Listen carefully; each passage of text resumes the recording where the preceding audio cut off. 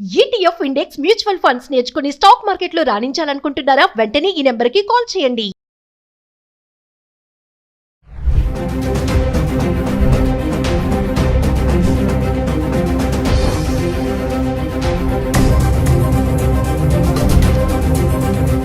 Hello viewers, welcome back to Suman TV. ప్రస్తుతం మనతో పాటు ఉన్నారు the great grand son freedom fighter Kanneganti Hanumantharao గారు, పిహెచ్డి ఇన్ అమెరికన్ స్టడీస్. అమెరికాలో ఉన్నటువంటి 18 యూనివర్సిటీస్లో ఎక్స్పర్టీస్, అంతేకాకుండా centre for human security studies founder and executive director Kanneganti Ramesh Babu గారు ఉన్నారు. సార్తో మాట్లాడదాం. నమస్తే సార్. సార్, విజిటింగ్ వీసా పైన వెళ్ళే పేరెంట్స్కి ఒకసారి తీసుకోవాల్సిన జాగ్రత్తలు అంటే, ఇంటర్వ్యూలో వాళ్ళని ఎలాంటి క్వశ్చన్స్ అడుగుతారు? మరి చాలామంది అంటున్నారు ఇంగ్లీష్లోనే ఉంటుంది అనేసి కమ్యూనికేషన్. మరి అందరికీ ఇంగ్లీష్ రాదు కదా, విలేజెస్లో ఉన్న వాళ్ళ పేరెంట్స్ సంగతి ఏంటి? ఒక్కసారి దాని గురించి మాట్లాడుకుంటాం. అమెరికాలో ఒక మోర్ దాన్ 5.5 మిలియన్స్ అంటే ఒక 55 లక్షల మంది భారతీయులు ఉన్నారు. More than 5.5 millions. 1 మిలియన్ అంటే 10 lakhs, 10 లక్షలు. 55 లక్షల్లో మన ఆంధ్ర తెలంగాణ రాష్ట్రానికి సంబంధించిన వాళ్ళు సగము అని కొద్దిగా పైగా ఉన్న ఆశ్చర్యపోవద్దు. సో ఇలాంటి తరుణంలో ఆంధ్ర తెలంగాణ రాష్ట్రాల నుంచి ఎంతోమంది ఉన్నత విద్యను అభ్యసించి H1B వీసాలు కానీ, టూరిస్ట్ వీసాలు కానీ, విజిటింగ్ వీసాలు B1 B2 కానీ ఇలాంటివి తీసుకొని అమెరికా వెళ్తూ ఉంటారు. మరి అమెరికాలో ఉన్న కొడుకుని కూతుర్ని చూస్తానికి, లేకపోతే అమ్మాయి ఏదన్నా డెలివరీకి వెళ్తే హెల్ప్ చేయడానికి గ్రాండ్ పేరెంట్స్ కూడా వెళ్తూ ఉంటారు. చాలామందికి మరి ఆంగ్ల భాషలో పట్టుండదు. హైదరాబాద్ వచ్చి US కాన్సుల్ జనరల్ ఫైనాన్షియల్ డిస్ట్రిక్ట్లో కానీ లేకపోతే వేరే కాన్సులేట్స్లో కానీ వెళ్ళి మరి వీసా ఆఫీసర్ ముందర నుంచున్నప్పుడు మరి ఇంగ్లీష్ రాదు కదా, ఎలా తప్పులో అని మాట్లాడితే వీసా రిజెక్ట్ అయ్యే అవకాశం ఉంది. కాబట్టి ఏంటి అనేది మీ ప్రశ్న. చాలా మీనింగ్ఫుల్, చాలా అర్థవంతమైన ప్రశ్న అండి.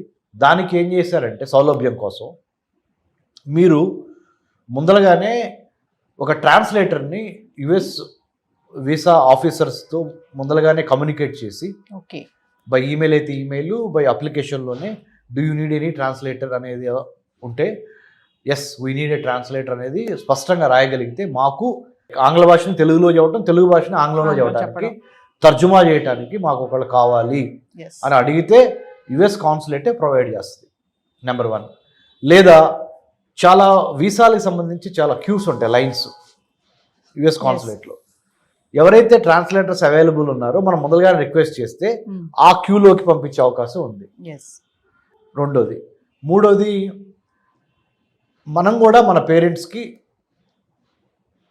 మాట్లాడేది 4 మాటలైనా ఖచ్చితంగా మాట్లాడటానికి ముందలుగానే మనము ప్రిపేర్ చేయాలి. మానసికంగా మన తల్లిదండ్రులను కానీ మన బంధువుల్ని కానీ ఎవరైతే అమెరికా వద్దాం అనుకుంటున్నారో మనకు హెల్ప్ చేయడానికి వాళ్ళని ముందలుగానే మానసికంగా సంసిద్ధం చేయాలి. ఎలా అంటే, ఎక్కడికి వెళ్తున్నావు? నేను పలానా మా అమ్మాయి దగ్గరికి లేకపోతే మా అబ్బాయి దగ్గరికి వెళ్తున్నాను.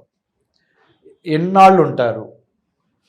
ఎగ్జాంపుల్ 2025 జూన్ 1 నుంచి 2025 జూన్ 23 వరకు ఎగ్జాక్ట్ ఇన్ఫర్మేషన్ ఇవ్వాలి. ముఖ్యంగా ట్రంప్ ప్రెసిడెంట్ అయిన ఈ నేపథ్యంలో అమెరికాలో homeland security, department of homeland security 1000 కళ్ళతో ఎక్కువ మందికి వీసాలు ఇద్దాము అని చూస్తాం పోయి ఎంతమందికి వీసాలు తిరస్కరిద్దాము అనే ఒక యాటిట్యూడ్ ఉన్న ఈ రోజుల్లో, అంటే ఇప్పుడు ప్రస్తుతానికి ఉన్న పరిస్థితులు మారతాయి కానీ ప్రస్తుతానికి ఉన్న పరిస్థితుల్లో ఖచ్చితంగా నిజాయితీగా, నిబ్బరంగా, ధైర్యంగా సమాధానం చెప్పటం రావాలి.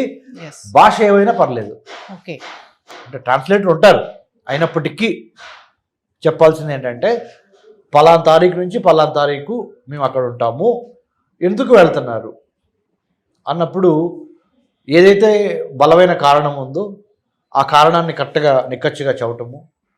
ఇదివరకిట్లాగా ఒక వీసా తీసుకొని ఇంకో పని మీద వెళ్ళి మనసులో ఒకటి పెట్టుకొని బయట వీసా ఆఫీసర్కి ఒకటి చెప్పి ఎలాగోలా సముద్రాలు దాటేసి అమెరికాలో అడుగు పెడదాం అనే ఆ ట్రెండ్ ఏదైతే ఉందో ఆ వరవడికి ఇప్పుడు ఒక ఫుల్ స్టాప్ పడింది. ఏదైనా మన మంచి కోసమే.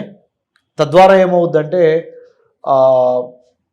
ఇప్పుడు ఏమవుతుందంటే నవీన్ గారు, 10 మందికి నిజంగా జెన్యూన్ రీజన్స్ ఉన్నా ఒకళ్ళు తప్పు చేయటం వలన మిగతా 9 మందికి ఆ అవకాశాలు దెబ్బతినిపోతాయి. ఎస్, ఇది కరెక్ట్. దయచేసి మనం కూడా బాధ్యతతో మెలగాలి, ఉన్నది ఉన్నట్టుగా చెప్పాలి, మన దేశ పరువు ప్రతిష్టని ప్లస్ మన కుటుంబ పరువు ప్రతిష్టని కాపాడుకోవాలి, అబద్ధాలు చెప్పొద్దు అనే దాని మీద మానసికంగా మీరు సంసిద్ధులై వెళ్ళండి.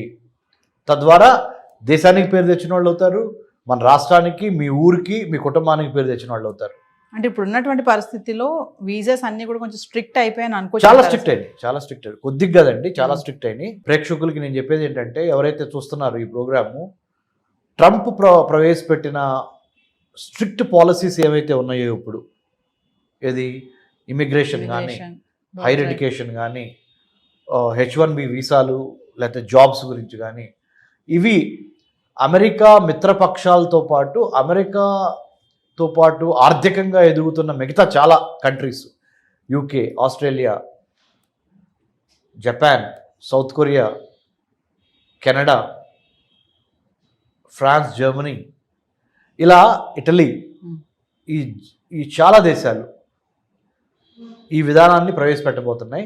లోకలైజేషన్, ఫస్ట్ లోకల్స్కి, స్థానికులకి ఎక్కువ విద్యా, వైద్యం, ఆరోగ్యం, ఉపాధిలో ఎక్కువ స్థానికులకు అవకాశం ఇచ్చి, వేరే దేశాల నుంచి వచ్చి అమెరికాలో స్థిరపడిన వాళ్ళకి సెకండ్ ప్లేసు, థర్డ్ ప్లేసు, 2వ ప్లేసు, 3వ ప్లేసు ఇవ్వాలనేది అఫీషియల్గా అన్డిక్లేర్డ్, అంటే అసలు డిక్లేర్ చేయకుండానే డిక్లేర్ చేయబడిన పాలసీ విధానం అయిపోయింది. కాబట్టి ఉన్నంతలో సాధ్యమైనంత వరకు నీతి నిజాయితీగా సమాధానాలు చెప్పి, తెలుగులో అయినా ఇంగ్లీష్లో అయినా భాష ఏదైనా మీరు ఇచ్చే ఇన్ఫర్మేషన్, సమాచారము ఖచ్చితంగా కాన్ఫిడెంట్గా పొలైట్గా ఇవ్వండి. ఈ ఇచ్చే పరిణామ క్రమంలో మీ తల్లిదండ్రుల్ని కానీ, మీ డిపెండెంట్స్, మీ మీద ఆధారపడి అమెరికా వద్దాం అనుకుంటున్న వాళ్ళు కింద ప్రిపేర్ చేయండి. ఆ విధంగా మానసికంగా ప్రిపేర్ చేయండి, హోంవర్క్ చేయండి. Plan, prepare, perspire and inspire. అంటే ముఖ్యంగా చక్కగా ప్రణాళిక వేయండి. ఇంట్లో కూర్చోబెట్టి హోమ్ ట్యూషన్ లాగా చెప్పండి పేరెంట్స్కి, అమ్మ ఇట్లా వీసా ఆఫీసర్ అడుగుతారు, నువ్వు ఇట్లా చెప్పు, ఉన్నది ఉన్నట్టు చెప్పాలి. ఎందుకంటే డాక్యుమెంట్స్ మ్యాచ్ కాలేదు, చెప్పేదానికి డాక్యుమెంట్స్ మీద ఉన్నదానికి తేడా ఉందనుకోండి, సారీ. కాబట్టి మంచి మెలకువలతో ఉండండి, అద్భుతంగా మీకు వీసాలు వస్తే భయపడొద్దు. మీకు ఎటువంటి సందేహాలున్నా డాక్టర్ రమేష్ కన్నగంటి నేను ఉన్నాను, మీకు సహాయం చేస్తాను. I did my PhD in American studies. America చాలాసార్లు వెళ్ళొచ్చి అమెరికన్ అధికారులతో కూడా చాలా యూనివర్సిటీస్లో పనిచేయడం వలన మాకు కొంత అనుభవం ఉంది. అనుభవాన్ని మీకు షేర్ చేస్తాను. Thank you sir. Thank you Nagendra గారు.